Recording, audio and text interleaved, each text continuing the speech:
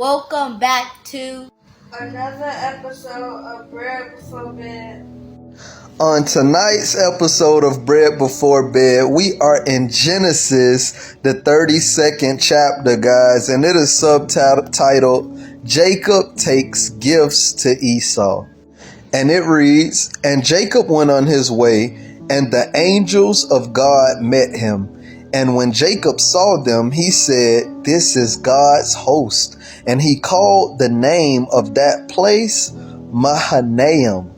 And Jacob sent messengers before him to Esau his brother unto the land of Seir, the country of Edom. And he commanded them, saying, Thus shall ye speak unto my lord Esau. Thy servant Jacob said thus, I have sojourned with Laban and stayed there until now.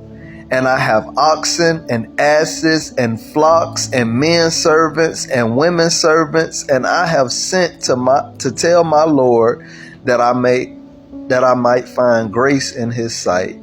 And the messengers returned to Jacob, saying, We came to thy brother Esau, and also he cometh to meet thee, and 400 men with him. Then Jacob was greatly afraid and distressed, and he divided the people that was with him and the flocks and herds and camels into 2 bands, and said, If Esau come to one company and smite it, then the other company is left and shall escape. So I just want to point out why Jacob was scared. Do y'all remember why he was scared? Because his brother was trying to kill him. Absolutely, that answer is correct. The last time he was with or around his brother was plotting to kill him. Let's carry on at verse 9. It says, And Jacob said, O God of my father Abraham and of my father Isaac, the Lord which saidest to me, Return unto thy country and to thy kindred, and I will deal with thee.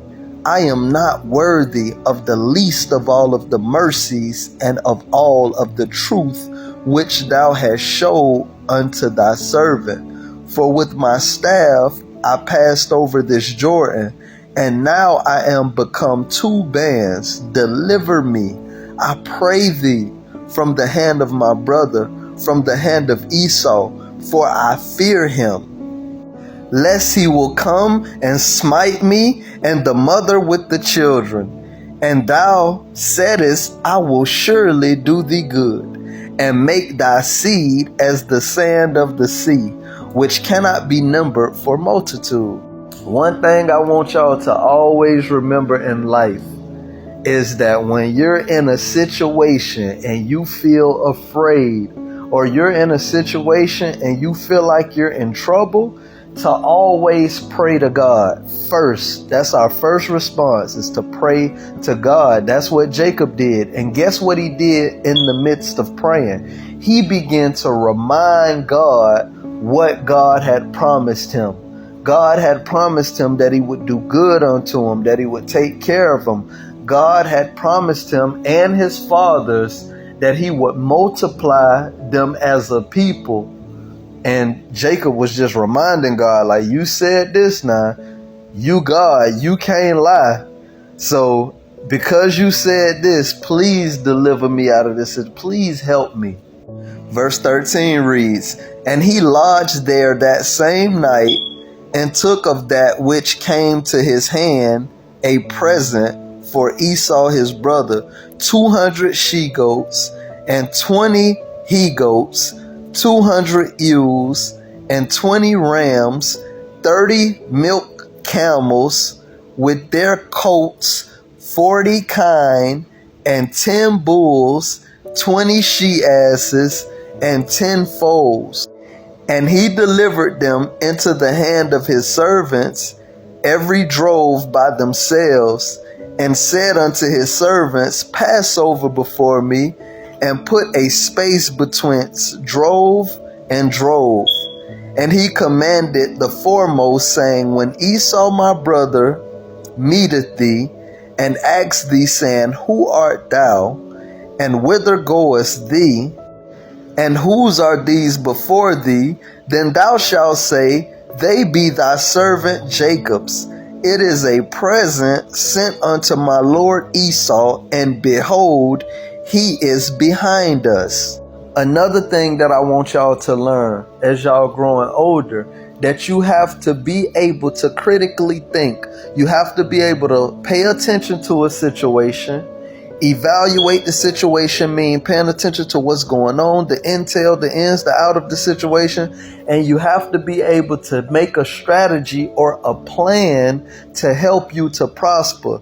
Jacob got the information that his brother was coming, how many men was coming with his brother, so he devised a quick plan on how to soften his brother's heart in order for his brother to receive him. Right? He sent gifts for it. He separated his family. You know what I'm saying? And he was moving wisely in order to establish peace. And say ye moreover, behold, thy servant Jacob is behind us. For he said, I will appease him with the presents that go before me, and afterward I would see his face. Peradventure he will accept of me.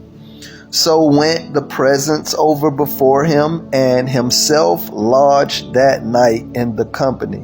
This next section is subtitled, Jacob Wrestles with an Angel. What? Yep, he wrestled with an angel.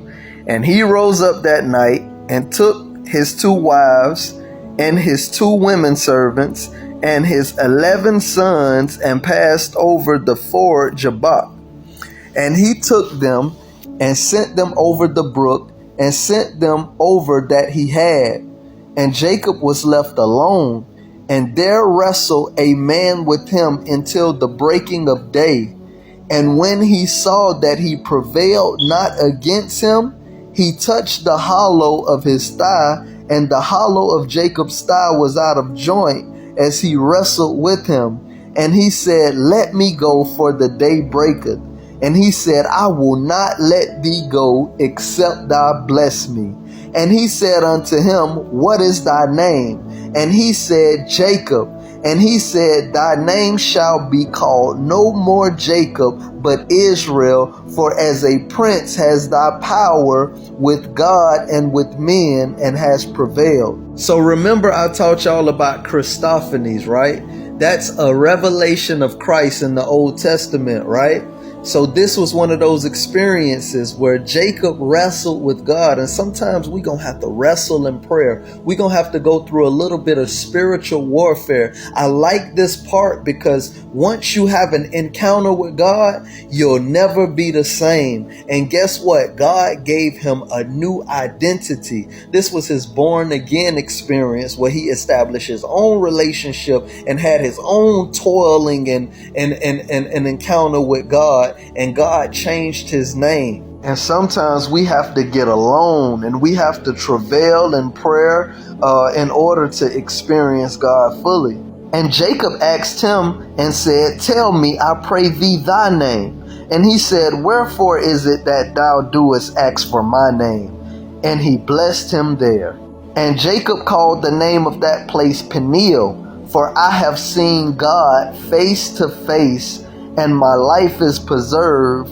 And he passed over Peniel. The sun rose up upon him, and he halted upon his thigh. Therefore the children of Israel eat not of the shnu which shrank, which is upon the hollow of the thigh unto this day, because he touched the hollow of Jacob's thigh in the shnu that shrank. And remember I told y'all about the Christophany? First it said an angel, but then it turned around and Jacob said, I wrestled with who? God. Good job. You just got that? Bread before bed.